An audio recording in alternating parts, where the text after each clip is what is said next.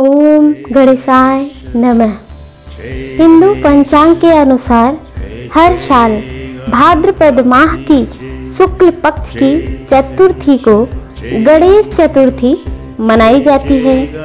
इस दिन से पूरे 10 दिन तक का गणेश उत्सव मनाया जाता है। इस दौरान लोग अपने घरों में बप्पा को लेकर आते हैं। यह त्योहार खास तौर पे महाराष्ट्र में मनाया जाता है। गणेश जी को सब अपने घर में लाकर उनकी विधिवत पूजा और अर्चना करते हैं। ऐसी मान्यता है कि इस समय बप्पा धरती पर अपने भक्तों को आशीर्वाद देने के लिए उनके पास आते हैं। इस साल गणेश चतुर्थी 19 सितंबर 2023 को मंगलवार के दिन से मनाई जा रही है। इसी दिन से गणपति उत्सव शुरू हो गया है। 28 दिसंबर तक यह उत्सव चलेगा। इसके बाद गणपति विसर्जन किया जाएगा।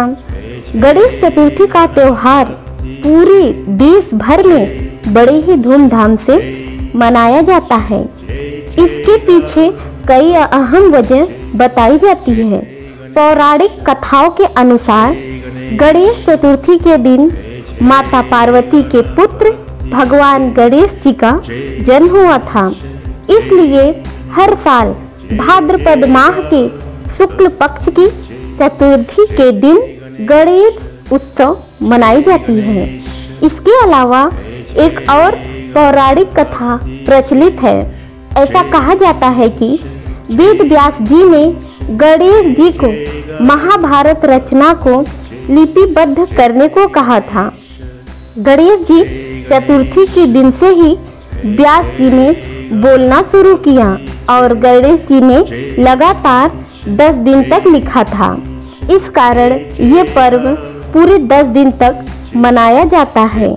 गणेश चतुर्थी के दिन से पूरे 10 दिन तक गणेश जी की विधि विधान से पूजा अर्चना करने से साधक की सारी मनोकामनाएं पूरी होती हैं।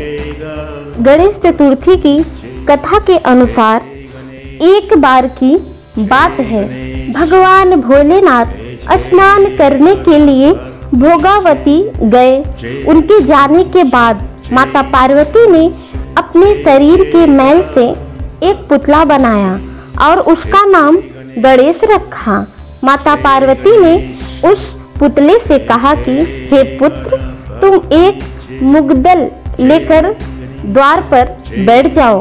मैं भीतर स्नान कर रही हूँ। जब तक मैं स्नान न कर लूँ तब तक तुम किसी भी को अंदर मत आने देना। भोगावती ने स्नान करने के बाद जब भगवान भोलेनाथ आए तो गणेश जी ने उन्हें द्वार पर ही रोक लिया।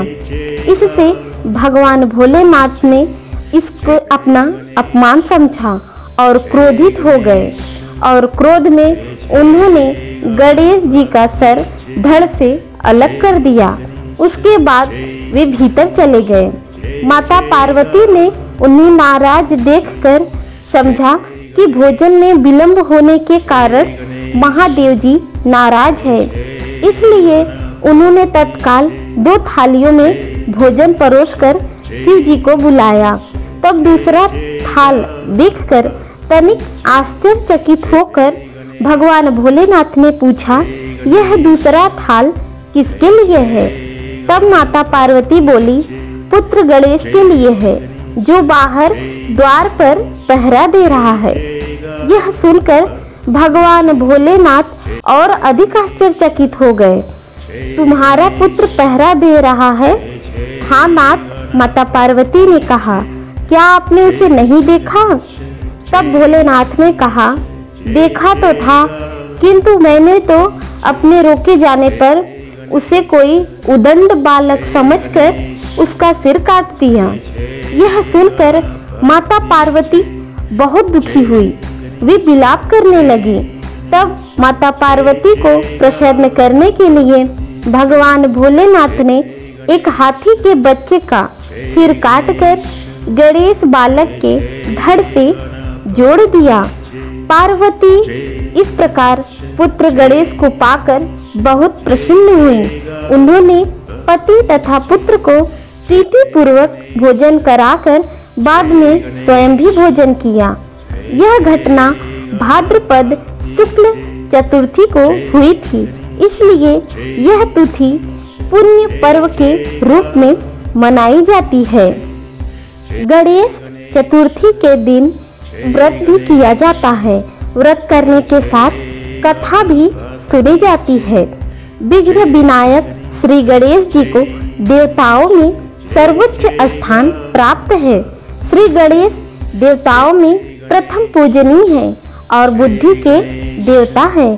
गणेश जी का वाहन चूहा है और गणेश जी की 2 पत्नियां रिद्धि और सिद्धि हैं। भगवान गणेश का प्रिय भोजन मोदक है।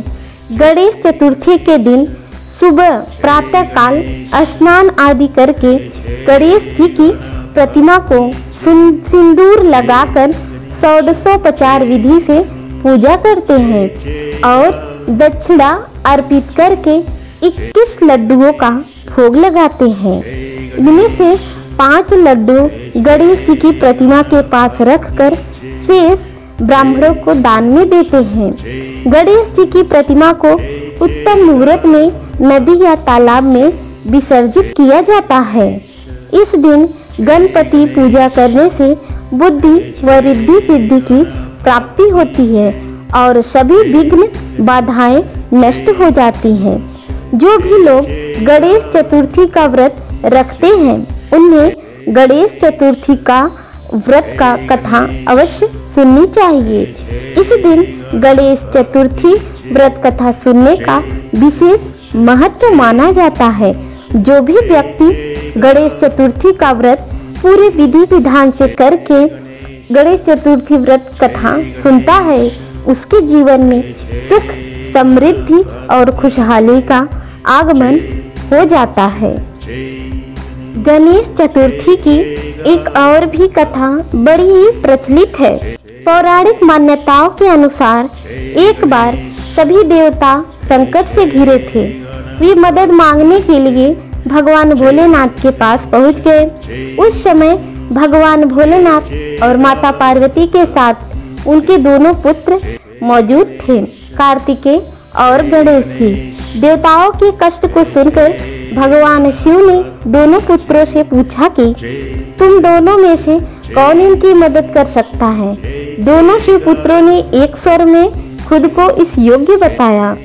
इसको सुलझाने के लिए भगवान शिव ने कहा कि तुम दोनों में से जो सबसे पहले पूरी पृथ्वी का चक्कर लगाकर आएगा वही देवताओं की मदद करने जाएगा।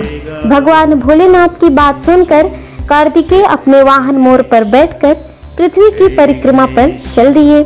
लेकिन गणेश जी सोचने लगे कि चूहे से परिक्रमा करना बहुत ही मुश्किल है और इसमें बहुत सारा समय भी लगेगा। बहुत सोच विचार के बाद उन्हें एक युक्ति सूझी। भगवान गणेश अपने स्थान से उठकर पिता शिव और माता पार्वती की 7 बार परिक्रमा करके बैठ गए।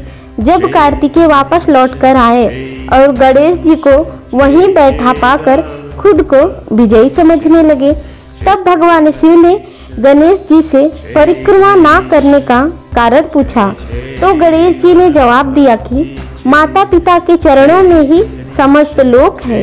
उनके इस जवाब से सभी दंग रह गए। भगवान भोलेनाथ ने उन्हें देवताओं की मदद करने की आज्ञा दी कि प्रत्येक चतुर्थी के दिन जो तुम्हारी पूजन और चंद्रमा को अर्घ्य देगा उसके सभी कष्टों का निवारण होगा। इस व्रत को करने वाले के जीवन में सुखों का आगमन होगा। गणेश चतुर्थी के दिन कथा सुनने पढ़ने से इंसान के सुख समृद्धि में वृद्धि होती है। उसे किसी भी तरह के कष्ट का सामना नहीं करना पड़ता है। सभी को गणेश चतुर्थी की हार्दिक शुभकामनाएं। ओम गणेशाय नमः।